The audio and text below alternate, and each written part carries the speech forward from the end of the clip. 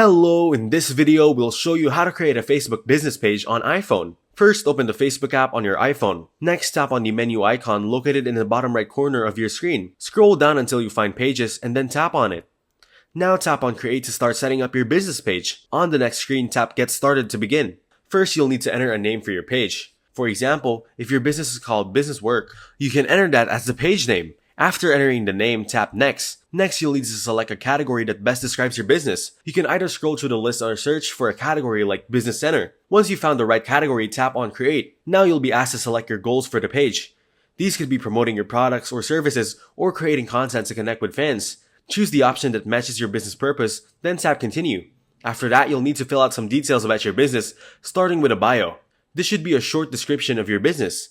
Next, enter your email address and phone number so customers can easily contact you. You'll also be asked to add your business location and postcode to help people find your physical address. Once you've entered all the information, tap Next. On the following screen, tap Next again. Finally, tap Done and your new Facebook business page will be created. Now you can see that your business page is up and running and you're ready to start connecting with your customers. If you found this tutorial helpful, be sure to give this video a thumbs up and subscribe to our channel for more easy to follow tips and tricks.